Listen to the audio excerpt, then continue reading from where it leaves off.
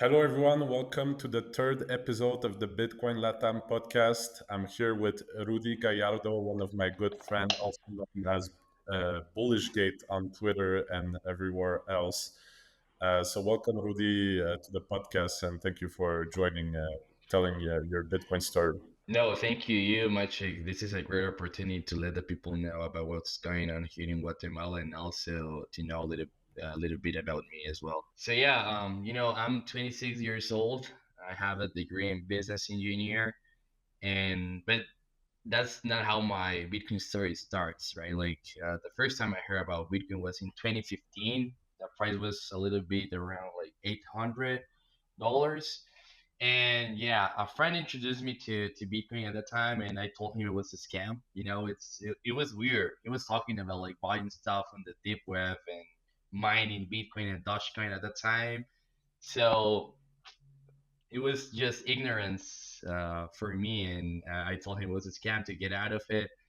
And then 3 years later, I reconnect with a childhood friend in a conference, and he started talking about Bitcoin. And I was like, yeah, I heard of Bitcoin before. It was, do you know that Bitcoin is $18,000 right now? And I was like, no way, this is not possible. 3 years ago, it was like $800. So for me, was this was like the crucial point for me to join the space. I was talking with a friend that the Bitcoin price is the best marketing campaign for Bitcoin, right? Because this wow moment when you see the price skyrockets, it's like a good moment for people to really get into Bitcoin, or at least start to understand what Bitcoin is, right? Because moving forward, I bought Bitcoin at that time in 2018, just a couple of bucks, and later in time, I was really into Bitcoin in 2020 specifically. I decided to go all in, understanding what Bitcoin was. Obviously, a little bit of shitcoining at the beginning, but yeah, I think a crucial part on my story is that I had a really good background in economics, specifically in Austrian economics. I understood the value of money, the value of liberty, the value of sound money in general as well, right? I understood what inflation was and all of this. So for me, when I start to go deeper into the Bitcoin rabbit hole, Bitcoin started to make more sense to me, right? It was a tool, not a tool for making money, right? It was a tool for liberty, for sovereignty, and all of that. So that's how I really started to get into the Bitcoin space, specifically the Bitcoin only space. And yeah, I've been working for I like to call Bitcoin friendly companies and Bitcoin only companies throughout my life. I would say since 5 years ago, I started to work in the space, and now I'm hosting Bitcoin meetups, creating community here in Guatemala. Similar what you guys are doing in La Casa de Satoshi. Actually, you guys are a big inspiration for what we're doing here in Guatemala. But it's a little bit of everything actually. I'm also developing some apps using vibe coding and selling them. Uh, always related to Bitcoin. That's part of like keeping me in the industry as well. Okay, let's deconstruct it one question at a time. I know you're really busy with everything you do in Bitcoin. I'm just curious. You said you were already kind of on the Austrian economic side. Is it because personally you were interested by this, or they were teaching that side of the economics in Guatemala at the school you went, or this is like purely by luck that you were already interested in this? No, yeah, I think I mentioned that I have a business engineer degree, and the business engineering degree is from Universidad Francisco Marroquín here in Guatemala. And if you search ufm.edu, you are going to find that Universidad Francisco Marroquín (UFM), it's all the economics behind and all the principles behind ethos, whatever, comes from Austrian economics, right? Like the university is really big into that. That's it's kind of like a lighthouse for uh, education in general in Guatemala, but not in Guatemala. For instance, I brought a Spaniard friend last week, Friday. The university gave him a tour of all the campus, and he was like, I don't know, he was really happy to be at the university because all if you go to the campus, you're going to see a lot of banners talking about liberty. The um, library is called Ludwig von Mises Library, right? So it's all about Austrian economics. Even Hayek visited the UFM, I think, in the 1970s. And it was like a big thing. Nick Savo has a PhD in Honoris Causa at the university as well. He did a talk. He did some talks at the university too. So Universidad Francisco Marroquín, it's really, really big in terms of liberty, sovereignty, Austrian economics, and everything related to the anarcho-capital and yeah, all of this stuff. Yeah, that's really interesting. It's the first time I hear about a university that is mostly concentrated on this type of. How many students there is graduating per year? Not that many. We were probably 2,000. Well, 3,000 is not so it's not that big in terms of students. It's a little bit expensive, all of that stuff. But in general, is I would say that is the best university to learn economics, finance, and even entrepreneurship. There is even an entrepreneurship career at the university, so it's all related to that. I went to a fully Keynesian school in Montreal back in the days, so I had to quit because they were teaching lies, right? So it's great to know Yeah. there's some universities in the world that exist teaching the right stuff. Uh, at that time, was there any lessons or any classes about Bitcoin at all, or you're trying to introduce the idea now with? I saw the event you organized for the launch of the book from Adrian, right? Maybe you Yeah. can talk a little bit about that. Yeah, so the university has a real interesting background with Bitcoin. A lot of the professors there were pushing Bitcoin back in the day, I would say 2014, 2015, 2016. And, like I had a friend that she told me that there was this professor at the university that every time like she was late, she will give Bitcoin to the students. So, like, hey guys, I'm 15 minutes late. Everybody open up like your Bitcoin wallet. I'm going to give you, I don't know, at that time probably was like 10,000, no, 100,000 sats. Like quantities that right now doesn't make sense just to give away because you're late to a class. But a lot of people hold that Bitcoin too. Like the students hold that Bitcoin. I met some of them. Some of them still have the Bitcoin. Some of them cash out. But the Bitcoin movement in the university was kind of big at that time. But to be honest, I don't really know what happened between 2017 and nowadays that the Bitcoin movement or the Bitcoin interest in the university, has declined. But we are making progress now, right? Like we host a Bitcoin meetup just this last Friday, Friday, November 28th, about Bitcoin with a special guest, right? Adrian Bernabeu from Spain. He presented his book Bitcoinismo to the attendees. But it was for me it was great, not only because it was the UFM, but also a lot of the people that came to the university was the first time, and they were also amazed with the university, right? The campus, the boundaries, all the things that I told you. And actually, I also have like a relationship with some of the professors there. Um, and we are going to do some talks this next year about Bitcoin at the university. So we are trying to um, bring again the whole Bitcoin movement back to the university. And also, for instance, like this last Saturday after the meetup, there was also another event called Prometheus Fest, where you had a different speakers talking about different topics, and I had the opportunity to talk about Bitcoin specifically this Saturday at the University Francisco Marroquín. So I think things are moving in the right direction, and it's just about time. Yeah. Certainly, because of some leaders like yourself. So tell us a bit more about the meetup that you have been organizing, how long you have been doing it, what inspired you to do it, and maybe your approach. Like, how do you approach teaching people Bitcoin in Guatemala?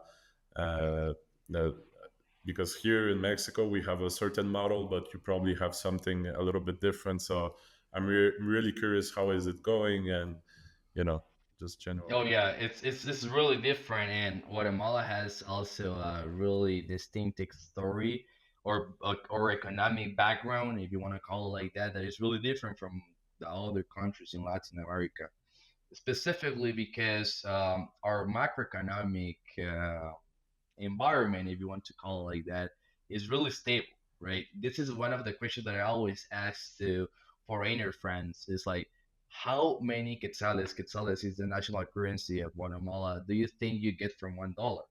And most of the people they think, yeah, you're getting 1,000 quetzales for $1. You're getting 10,000 quetzales for $1, because people are used to um, Latin American currencies, right? And Latin American currencies, most of them are like literally trash. In our case, for $1 you get around eight quetzales, eight quetzales. So it's even the exchange rate is even better than the exchange rate that the Mexican peso has with the dollar, right? And I think that's also really interesting regarding how you approach Guatemalans. Since we don't have really big inflation, because we have inflation, and even you can check it out. I built an application called inflacionguatemala.com or inflacionquetzal.com, where you can check actually how the quetzal has been, losing purchasing power throughout the time. But we don't have that big inflation, so people actually don't really understand what money is and the problems behind inflation and all the things related to the macroeconomic aspect of the money. So when you talk to Guatemalans, what you're actually looking at is people that want to make money. Guatemalans want to make more money. That's the thing, and it doesn't matter who you're talking to. Everyone wants to make more money, and that's also let's say a bad trade, if I can say that, of Guatemalans too, because that's why they get into scams too, right? Because they want money, so they go to whoever is offering quick money. And that's part of the job that we're doing with the Bitcoin education. That's what we mostly do, right? Is to educate Guatemalans and everyone that is coming to the meetups or events. Is that money actually is a thing, right? It's not only about making money, but understanding what money is. And doing that, they can start to uh, understand how money works and why, for instance, if someone is giving you the promise of 20% return in 1 month, you're not going to get into that because it doesn't make sense, right? Even with Bitcoin, I can't assure you that you're going to make money, right? People ask me, how do you make money with Bitcoin? I told them, like, I don't know. I don't know how to make money with Bitcoin. What I do is just hold Bitcoin. And that's the thing that I try to teach people, how holding Bitcoin, you can improve your life, but also get out of the system. And that's a crucial area of the Bitcoin education or the Bitcoin program. So I've been hosting meetups in Guatemala. I will tell you probably since 2023, early 2023. I was actually taking a look at one of the emails I sent to this first meetup. It was, I think, 23 of April of 2023, and the Bitcoin price at that time was like $19,000. So it's crazy because I remember at that time, after the meetup, I was selling some Bitcoin peer to peer, and all of the people that bought Bitcoin at that time are with really nice profits now. And you can take a look of all of the work that we've done and see where we at. And it's crazy because that's part of the marketing campaign of the Bitcoin price, right?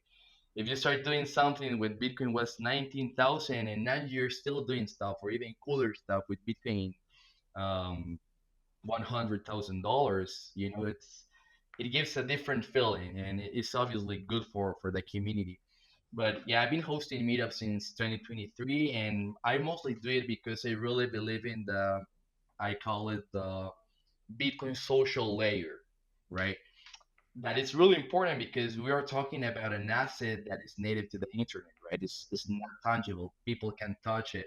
It's all digital. It's mostly on the internet. Everything that happens mostly on the internet. The conversations that happen are mostly on the internet. So you actually need something physical in real life, community.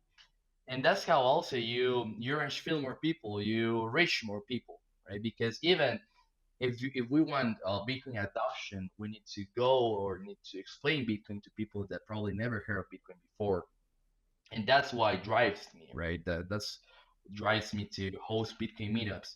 And okay, so I've been doing that since 2023, but this year was the year that I decided to do a monthly meetup. Doesn't matter what, doesn't matter when, doesn't matter who, a monthly meetup. To keep the traction, the momentum of the Bitcoin adoption and the Bitcoin education. And now, we are on our this month, December, we're going to host our 11th Bitcoin meetup here in the city. Now we have, Congrats. thank you. Yeah, now we have an average of 35, 40 people attending each meetup. We now have sponsors too. Tether is sponsoring our meetups here in Guatemala, so that's great. Because I never did it because of the money. So, the first meetups, I was spending my own money, giving a free beer or setting up the place, all of this stuff. But now with sponsor, we're doing like really cool stuff. Even the last meetup um, we have free drinks, free food. The whole setup was great. We have roll up stickers. So, it kind of feels like really, um, I wouldn't say a party, but it feels like a party. And it's I get inspired with these other communities. I'd even call them communities because it's more than just a community. I'll call it like communities, projects, hubs that are happening all over the world, and that's one of the things that I most love Bitcoin. Because if you go to, I don't know, name a place, name a country. If you go to any of these countries, you're going to find a Bitcoin community. That's for sure, man. Like you're going to find one. If you go to the States, if you go to Canada, if you go to Mexico, if you go to El Salvador, if you go to Costa Rica, if you go to any country in the world, you're going to find a Bitcoin community.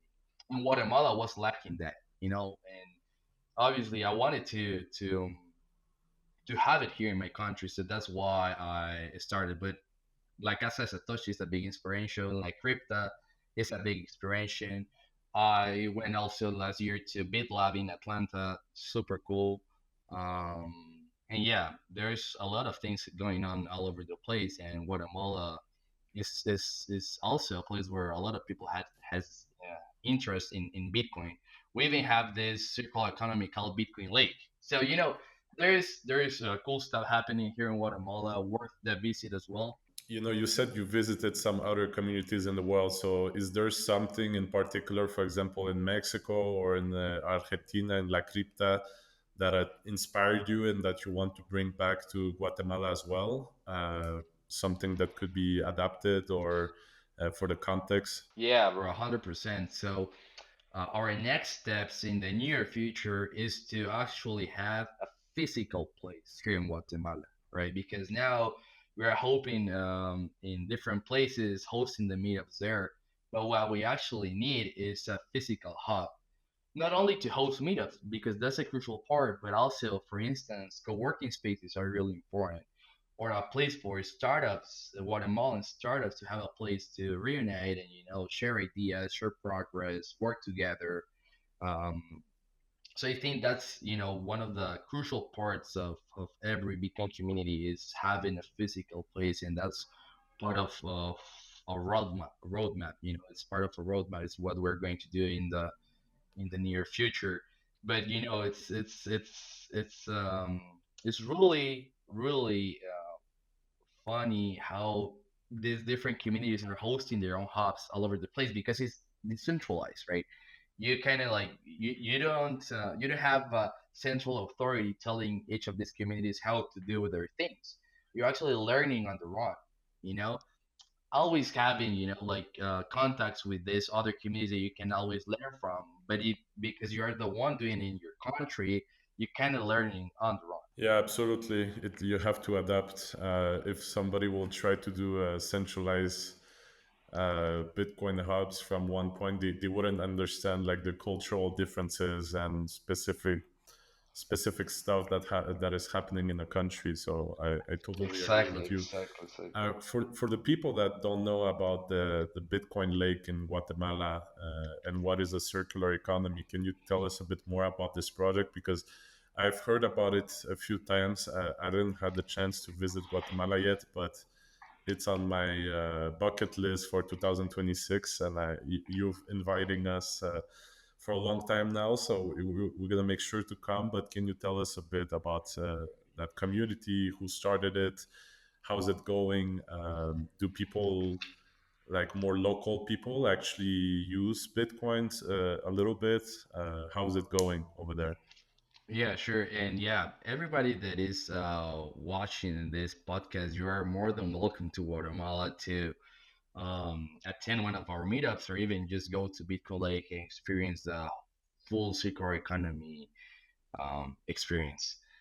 Well, Bitcoin Lake, it's a circular economy. And for those who don't know what a circular economy is, actually, at first, the circular economy is just a place where you teach about Bitcoin, right? Like I tell people, if you want to start your own circular economy, you just need to start teaching about Bitcoin, because the next steps are to start, like an adoption initiative towards merchants so they can start accepting Bitcoin in their businesses, but also not only teaching merchants but also locals, so the locals can now spend their Bitcoin with these merchants, and then the merchants can decide what they want to do with their Bitcoin, right? Like they can convert it to cash, they can hold it, they can even pay their providers or suppliers with that Bitcoin as well. So that's what a circular economy is where Bitcoin is accepted or preferred as a payment method, right? And where people also understands the value of Bitcoin, so they not necessarily are cashing out every time they receive Bitcoin. And Bitcoin Lake, it's well, before explain what Bitcoin Lake is, it's good to have a little bit of context of what Guatemala is. And Guatemala is a really culturally rich country. We have a lot of culture, a lot of culture. No matter where you go, if it's the south, north, the east, the west, you're always going to find a lot of culture here. For instance, 70% of our population is indigenous, right? And it's not like, some of the indigenous populations, they have their specific area and they can leave that place. Now, here's there is a merge in cultures. We were conquered by Spain, so there is a lot of this cultural mixes that work very well. So specifically, Lago de Atitlán is in the west part of the country, and you have a lot of indigenous culture there. So it's really, really beautiful. Specifically, Lake Atitlán is surrounded by 12 um, towns, and each town has their own thing, even their own colors.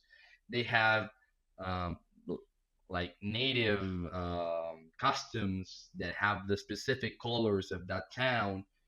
And some of them speak like different languages, so it's a really culturally rich place, and it's also very touristic, and that's also really important because if you have a lot of tourism, it's easier to attract Bitcoiners, right? Because there's like a hard fact that most of the people are spending their Bitcoin in circular economies are foreigners, because that's foreigners are the ones who have probably more money, or they're already into Bitcoin, they're just visiting the place because of Bitcoin. But Bitcoin Lake is an initiative that started in late 2021, and now you have more than 100 merchants accepting Bitcoin. You have education initiatives going on, meetups. You have a lot of development in the Bitcoin space there. We have a Bitcoin boat called Peer to Peer, super cool. And you know the I think the impact that Bitcoin has done into some of these locals and merchants is really interesting. There is this guy Juan, that he was, I think, the first restaurant to start accepting Bitcoin at the lake, and now he has three restaurants, three. And if you ask him, um, what was the force behind this expansion, he's going to tell you Bitcoin. And it's not only because he had people paying with Bitcoin at the establishment. It's also because he held Bitcoin for 2 years. He started accepting Bitcoin when the Bitcoin price was $16,000. So he really benefited from the last bull run, and that actually gave him the opportunity to expand his business into two new establishments. So you're going to find like stories like his, where Bitcoin literally impact in their lives positively, like giving them more tools to expand their businesses, or just the fact that they'll learn how to save their money. That's a really important part of all of this, right? Because it's not only about you can receive Bitcoin, but you can also store your wealth in Bitcoin and hold it there, so you can have more opportunities in life and so on. But yeah, the Bitcoin Lake thing is, always growing. I would say that each day that passes, the Bitcoin Lake project becomes more strange, more powerful, because you have more people coming, you have more people spending Bitcoin, more educational initiatives. So it's great. I really encourage people to visit us at the lake. No, you're totally right. I think Bitcoin is not only empowerment tool for individuals, but also businesses, as you said. If he would have held his profit in fiat quetzales, probably he wouldn't have three restaurants at the moment. So this is a strategy that I think will be used more and more by startups, by companies, is to simply hold a part of their profit in Bitcoin, uh, so they can expand in the future and be a more solid business in the future.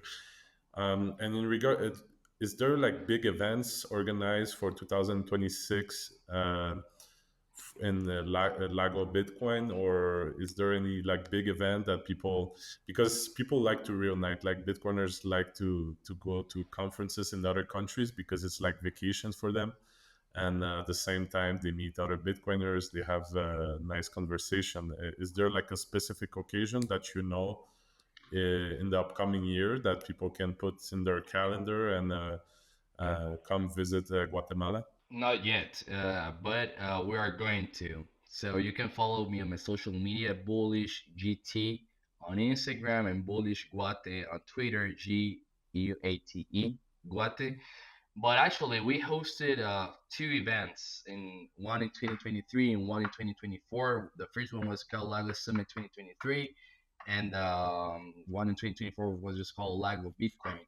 And yeah, we brought like people from all over the place to Guatemala to experience firsthand the Bitcoin adoption happening here, and also, as you said, like also had some enjoyable time at the lake just as a tourist. But it's going to happen, man, because the community here has been growing. And for instance, I think for adopting Bitcoin, probably we had like 20 Guatemalans going there, just because we were announcing the conference in groups, in radio shows, etc.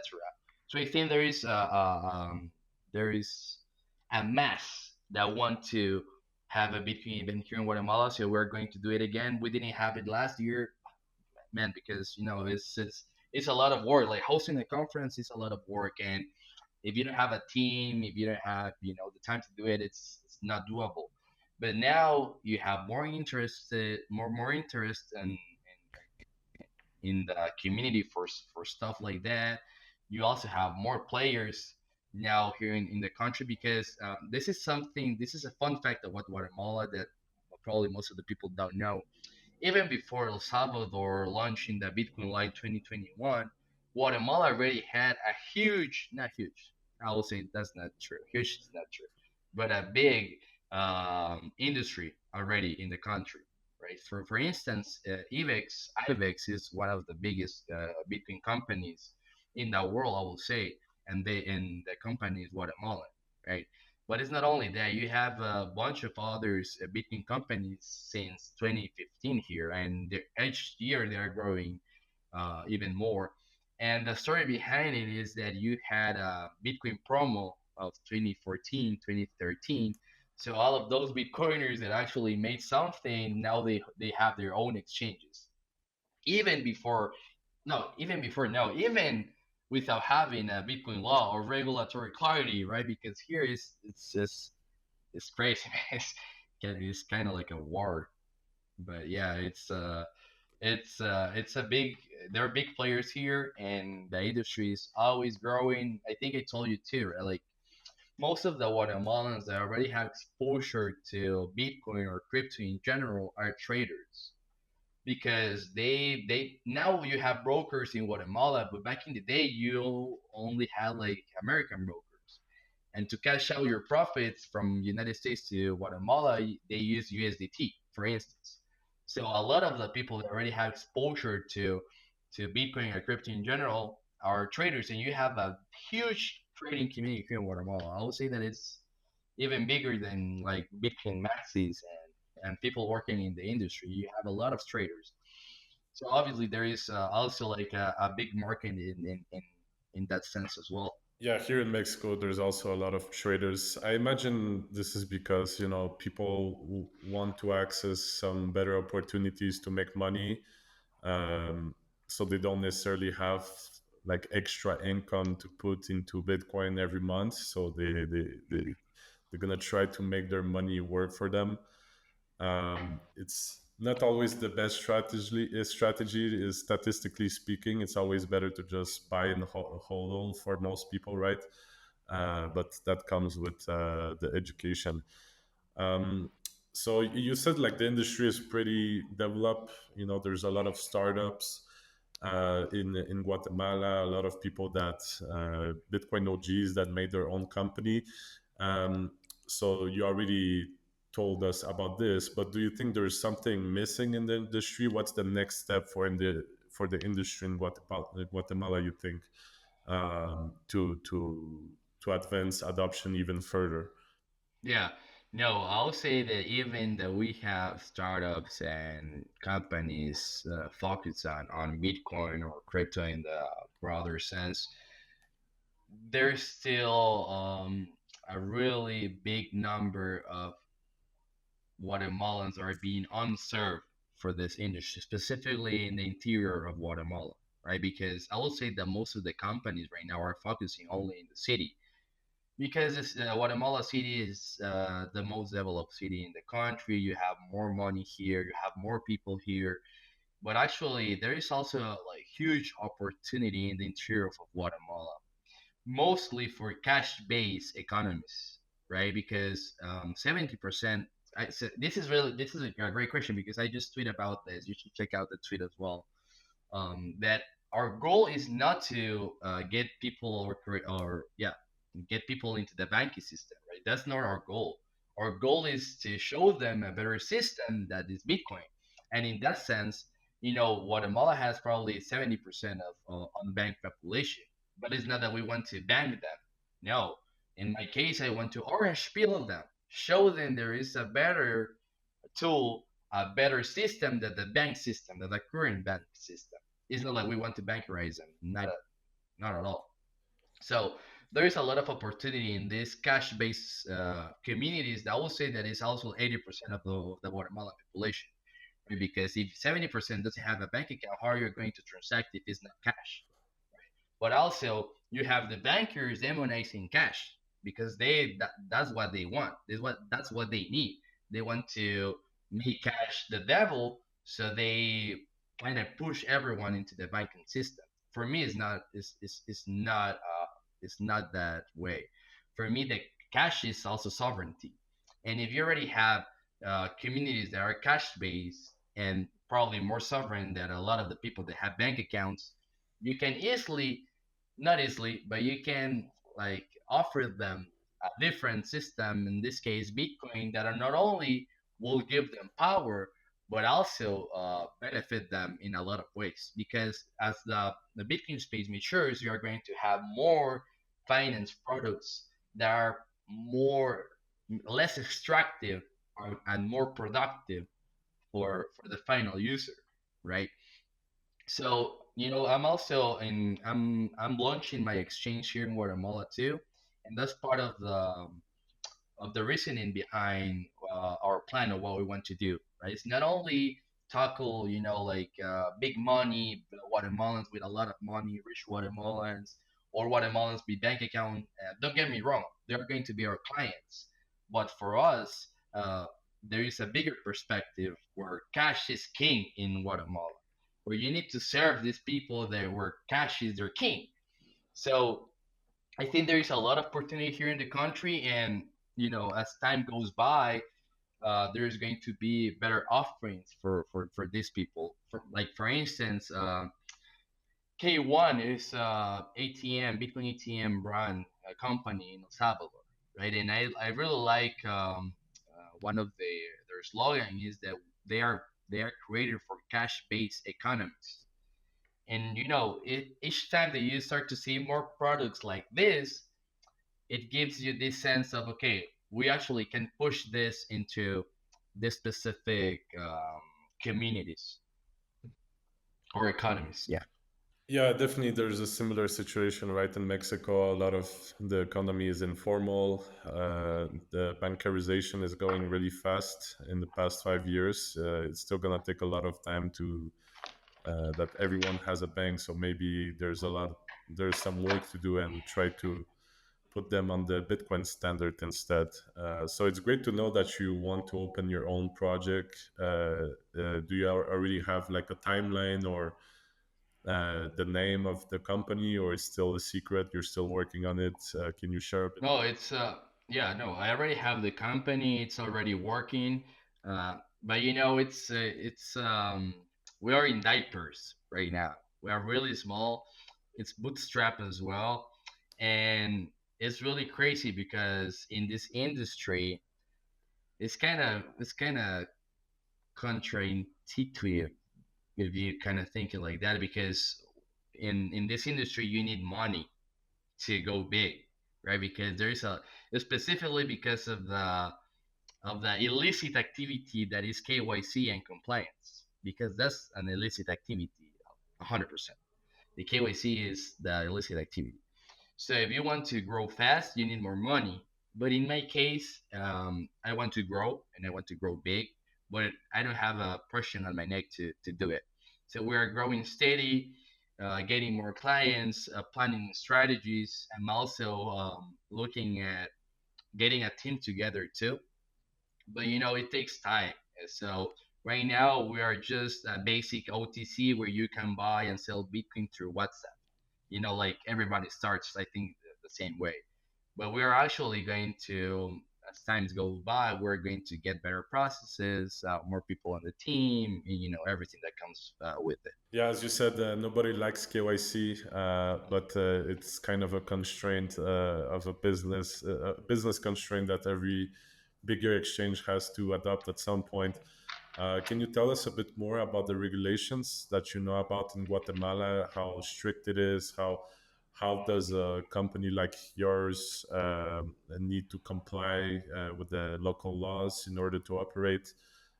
Is there like a framework or nothing at all at the moment? So just curious for people to know. A great question. So yeah, there is no regulation in Guatemala, and that's good, but it's also bad. Right? Like you have two faces of a coin here. The good thing is that because there is no regulation, actually, you don't need to comply in a broader sense, right? Because there are no rules you need to follow.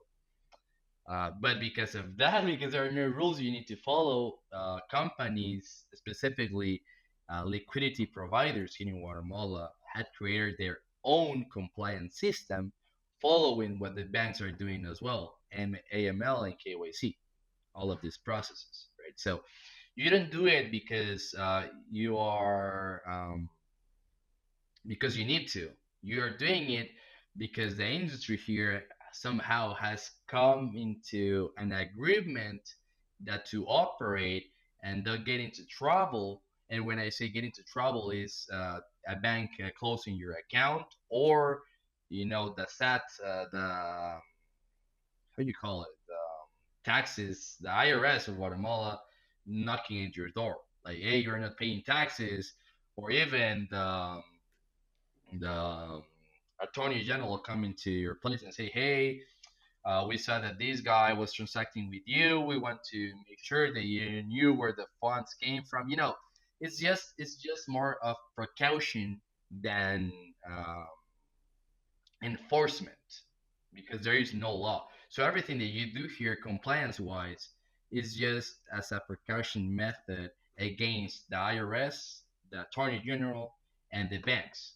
because the banks can close your account, the government can put you in jail, and the state can put you in jail but also charge you money. So you actually do all of that not because there is a law, but because you don't want to get into trouble. Yeah, I understand. So basically, eventually, if there's a law that will, uh, some laws or some licenses that you need to acquire in the future, you reduce your risk of getting closed down or getting in big trouble because you're gonna be able to present like your case where you said, well, I did this and this and this in order to be somehow compliant. Just as a precautionary measure, is that the right Exactly, exactly, conclusion? exactly. Interesting. You got it. You got it. All right, and something in the yeah, everyone that wants to maybe launch something in Guatemala or that is looking to build a project, I think Rudy has a really good understanding of the ecosystem there. But I want to talk about something more interesting. So you mentioned at the beginning the power of AI and vibe coding to build educational tool for Bitcoin. So you're not a developer. You said you're a business major, but you started not a long time ago using the power of AI to build like your own inflation tools. Sorry, your own education tools for Bitcoin. And one of that project was inflacionguatemala.com, right? So inflationguatemala.com, where you build this entirely yourself without being a developer for educating people. So tell me what inspired you to do this, yeah, and everything about it. No, 100%. So I think AI opened up a curation or creator economy that wasn't before. And why I say that specifically in the area of coding and what is most known as vibe coding is to use AI to actually build apps without, I would say 100% without, I would say 80% without actually knowing what you are doing, right? I would say that you need a 20% of basic knowledge. Actually, what you need is not to be intimidated by the code, right? Like if you see a code, you're not intimidated by it, and you can actually read through it and ask, use AI to ask questions about the code, how to fix it, how to improve it. So yeah, what I've been doing lately is to create applications related to Bitcoin with AI by coding completely. So you have inflacionguatemala.com, for instance, that shows you the loss of purchasing power of the quetzal, the Guatemalan national currency, and in a period of time, right? So you can choose between 2020 and 2024, and you're going to see the loss of purchasing power of the quetzal for that time frame, and it's huge. It's huge because obviously not only the URL is that domain is really nice, but the information there actually empowers people to understand what's going on. That's one of the things that I mentioned earlier in the podcast is that Guatemala, because it doesn't have like huge inflation hikes or inflation rates, um, there is a need to understand what's happening actually, right? Because even if you don't feel it that way, it's happening. It's happening. It's like the analogy with the frogs in the pot, right? Like if you put the frogs in a pot with boiling water, they are not going to jump at the beginning because they don't feel that hot. But when the temperature rises, they are so numb because of the hot of the water that they can run out and they die. And that's what I want to, for instance, show with this calculator, right? Like it doesn't matter if you're not feeling it; it's happening. And by end of the day, you are going to die because of it, or you're going to get harmed by it. So I think this merge between marketing, education, and coding, specifically with AI, is huge because now the sky is the limit. If you think you have an idea of what you want to show someone, what's happening, it doesn't need to be specifically with their money. It could be with their expenses. It could be savings. You name it. But now you have the opportunity to build something valuable from scratch without being a developer. And that also opens up a lot of opportunity because, I would say that probably if a developer build my application, it will cost me thousands of dollars, right? Thousands of dollars. And it literally cost me, you know, just a little percentage of that. So it really gives you the opportunity to get value without getting broke. It's a really powerful tool for people more on the marketing side. You don't need to ask. You can at least develop like a MVP or a basic model of what you want to do, and that accelerates everything. So maybe you can tell us a bit. Did you try different models, different products? What did you use specifically for creating Inflation Guatemala? 100%. So I there is a bunch of applications. We're not gatekeeping anything here, Magic. So we're spitting everything out. So for instance, there are some platforms that you can use to create application like this. One of them is Replit. I could recommend that like 100%. And the other one, for instance, is lovable.com. And there you can actually build application just by setting up a PRD, right? A product requirement document, where you outline what you're seeking out of the document, out of the application, sorry. And after that, the program build this for you. And I don't know much. Can we put my referral link and the description so people can click on it and go directly to Replit? I think they give you like ten Yes, of dollars course. and Yes. perfect. Yes. So you can start, yeah, by going with that referral to Replit. They are going to give you, I think, $10 as a welcome gift, and you can start building application just by that. It's not just building; it also helps you with publish your application. There is obviously some things that you need to do, like find out the domain, learn a bit of how to connect the domain to the application. But it's really really easy to do. But I encourage people to actually start to building stuff because this is the time where we can do it, and not only the time where we can do it, the moment in time where if you do it right now, you're going to have a competitive advantage in the near future. And what are the results so far for Inflation Guatemala? You told me about how many visits per month. I know you didn't do a huge marketing campaign about it or nothing, but people are often in the industry. People will look like a way to start a job or to make a living out of Bitcoin, and the only jobs in Bitcoin are with coding or being a developer, but that's not the case at all. So that's a great way somebody can start getting involved. So in your case, how are the results so far, and what can people expect if they build a cool tool like this? No, 100%. So the application actually had, yeah, as you mentioned, hasn't been like promoted that much, but we are having thousands of views per month. I don't even know who is taking a look at the application. To be honest, I don't even know, but people are using it. It's interesting because in the last meetup, I always talk about this too, right? Because I promoted there, and a lot of people came with me and told me like, hey, I've been using Inflación Guatemala to explain my family how they're losing money, right? So I don't know who is literally using this application, but there is a need, or there is usage for this, right? Like people actually want to have tools to orange pill their peers, their families, to understand the value of money and why the current system, the current fiat system, is sick, corrupted.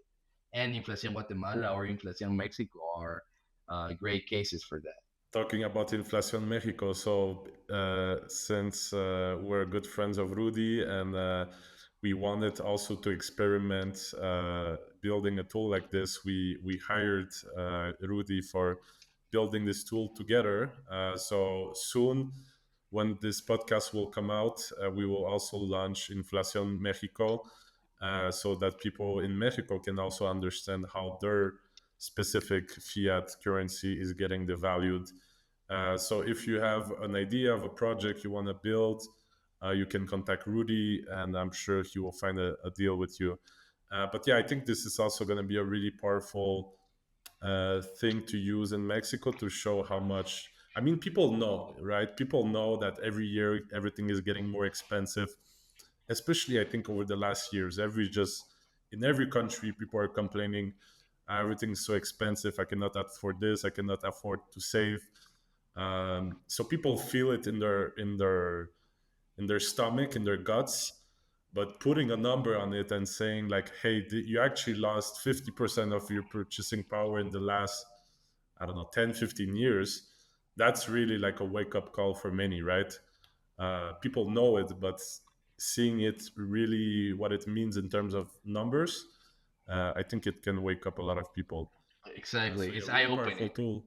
And you can be really playful with it because I've seen few education tools showing, for example, if you had instead of buying an iPhone in 2017, if you bought Bitcoin, how many iPhones you will have today. So you can make it a little even more simple, even more visual for many people. So the possibilities are endless with all of Are this. endless, are endless. And because of AI is even more powerful, because going from an idea to the materialization of that idea, there's a gap between that.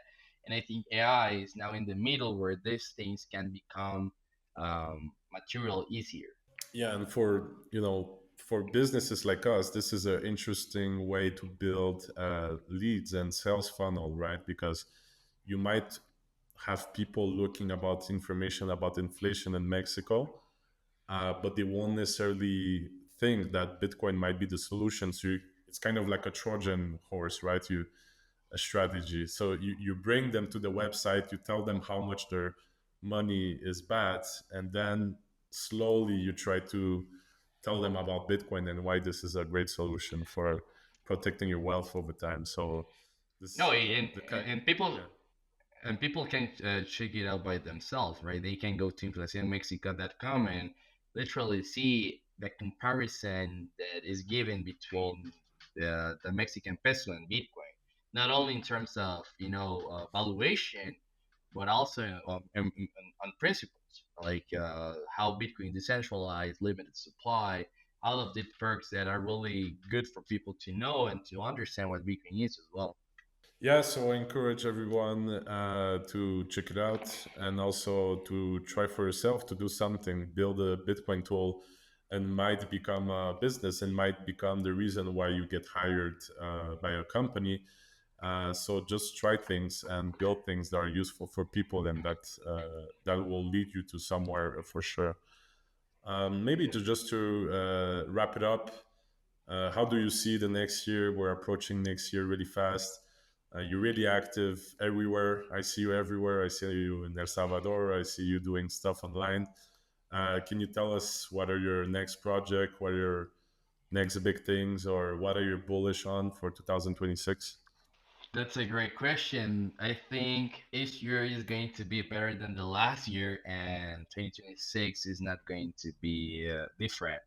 And but in specifically about in terms of my involvement and the Bitcoin adoption, I will say that 2026 for me it looks a year where I'm better positioned in terms of what we're doing here in Guatemala, what I'm doing internationally too, and how Bitcoin is a global space, a global community. So even if you're building things locally, they are affecting or influencing the global part of Bitcoin as well, right? Because now, in like let's say Guatemala starts to adopt more Bitcoin, now you have more people coming to Guatemala, for instance. But in my case, I will say that my goal is to increase Bitcoin adoption in Guatemala, keep doing the meetups, hosting events. I don't know, probably hosting another event here in Guatemala for 2026 at Bitcoin Lake, and getting involved with people like you guys from like Casa Satoshi, right? Like as I mentioned earlier, what your guys are doing is an inspiration. So for me to meet up more of these communities is always beneficial. gives me not only more purpose but also more knowledge, more things, more lessons of things that I can implement here in Guatemala. So yeah, for me, I'll say 2026 is filled with trips to meet more community builders in the world. I'll say Europe, South America, North America. I don't know, man. Probably I'm thinking I'm writing a book about this stuff too. So who knows? Oh, we got a little teaser right there. That's great. Yeah. Yeah, I will definitely. I mean, we're friends, so by the way, for the ones that are not watching the video, Rudy has I gave him as a gift an audio T-shirt. I did ask him to wear it for the podcast, so thank you for you know advertising us and for coming to La Casa. I think as well, 2026 will be an amazing year for Bitcoin, for Latin America as well. And hopefully, in a few months, I will do a checkup with you with your project, and I'm sure it will already be way bigger than now. Amazing. Yeah, 100%. Thanks. Anything that I missed? Last words. No, I think we cover pretty much it, but I encourage people to build stuff. You can just build things now. And yeah, follow me on social media because if you visit Guatemala, you need to hit me up. I'm going to be your guide. Probably we can, if you're building something cool in the Bitcoin space, you can even be a speaker for the Bitcoin meetups that we are hosting here in Guatemala. Perfect. I'll put all your links and making sure people have a direct way to contact you. So thank you very much, Rudy. That was amazing, and I hope to see you soon. My pleasure, man. Thank you.